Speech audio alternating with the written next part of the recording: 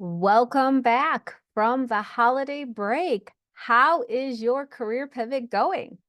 My name is Maria Destor, and I record these videos to share tips and tricks to help you navigate your career pivot as you get on your way to redefining what work means to you, and most importantly, so that work works for you and not the other way around. And today we're going to talk about why, in most cases, a resume is not going to win you that next job, consultancy, customer, all the things, and why stories are really what you need to focus on. I work with a variety of people, and often I hear the same story.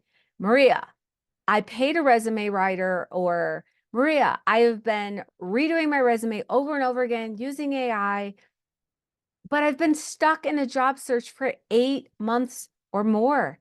It's just not working. So what is happening here? Today, I'm going to take you through some steps to help you identify your stories, because resumes don't win the pivot, the stories do. And the work begins before you write your resume and your other branding documents. When you're a mid-career professional or very established in your career, those job titles and skills, all those buzzwords that you try to get into your resume, that doesn't really define you. Your paper resume, the actual document, it really is difficult to get who you are and the essence of you into this document in a way that it's going to catch the attention of a hiring manager or a future customer. But today I'm going to tell you how you can get closer. We are going to start with step 1. Recall your proudest 3 to 5 career achievement moments. Now, these can be big wins, personal victories, moments where you just felt really proud. Open up a Word document or any kind of electronic document, note taker, or a piece of paper. That might be you. Start listing these wins. And for each one, in star format, that is, start with what the situation was, what was going on, what your task was, what needed to be done, what was the desired outcome, the action, what did you do about it, and then the result, what changed. And remember to have those numbers, those quantitative metrics if you can, have timelines, and also touch on the people that you were impacted or the people that you worked with. Jot that all down or talk to text, whatever you need to do. So you want to go deeper than I won Salesperson of the Year. Tell me how. Who did you partner with? What challenges did you overcome? What ripple effect did you create? Why does it matter? And then step 2 is list the people involved. And this includes the people who worked beside you, your managers, who benefited from your success, customers, who gave you kudos. Did someone send you an email later thanking you and telling you about the impact that you made? Maybe there were comments on the social media. These are all the people who saw you at your best. Think about it. These are your LinkedIn connections, your networking leads, your future references. These are the people you want to be talking to because they're excited to tell other people about what you did for them.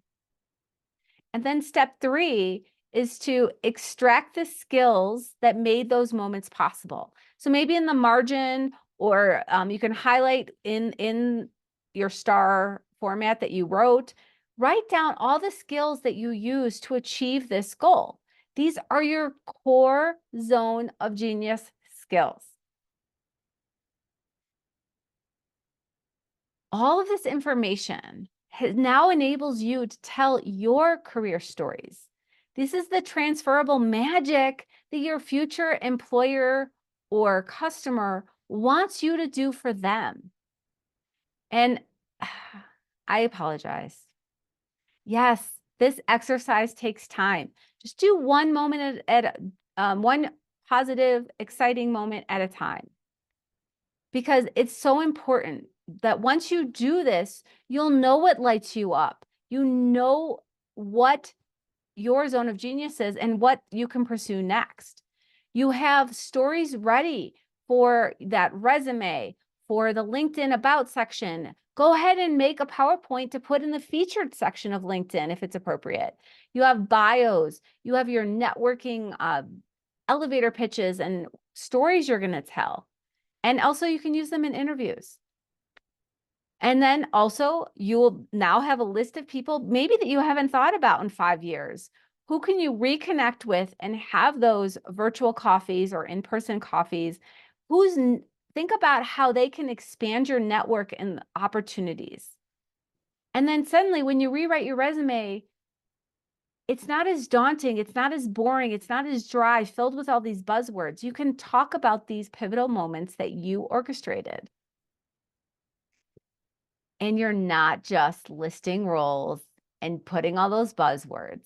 You're now telling a story that will pop out and help you stand out from the other 100 resumes that they receive.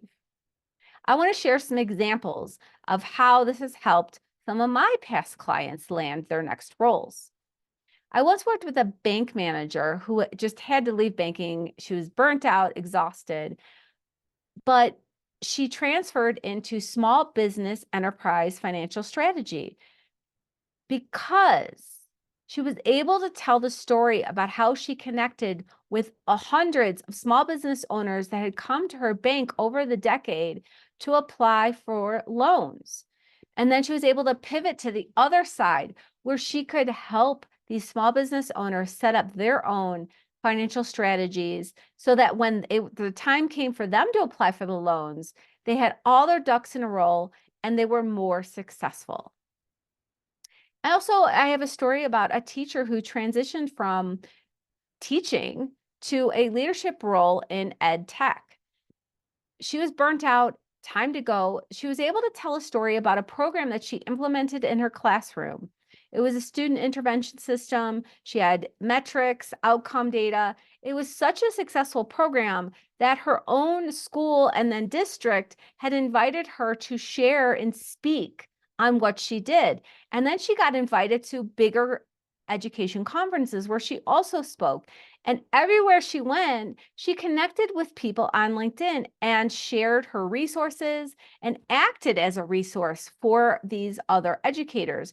And when she was applying for ed tech companies, she was able to talk about this intervention that she created, rolled out, measured the metrics of the outcome data.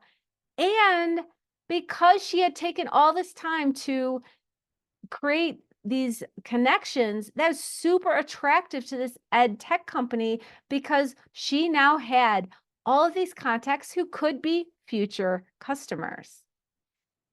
Create a story around your achievements. Get people excited so that they can see exactly what you're going to do for them. And that is how you orchestrate a successful career pivot. I hope you found this helpful. And so my challenge to you this week is do this exercise, even if you can get 1 career moment done, 2 career moments done. And then make sure that you're highlighting these stories in your resume, LinkedIn, when you meet up for these coffee chats. Especially you can reminisce with the people who were there. Get everyone laughing, remembering all these connections. If you found this process helpful and you're ready to take the next step, I invite you to check out my summer Bold Pivot Plan. It is for people exactly like you who are wanting to use this summer and help build that momentum so that you can land your next job or customer or clients, whatever you're working on, by the fall. It is an on-demand 4-module class that you can download and access and work through at your own pace. But remember, you can always reach out to me. I am here to help support you through the process.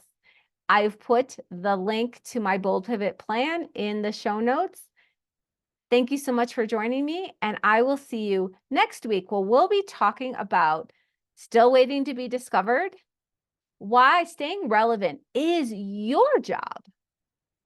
Hope to see you there. Have a great week. Thanks.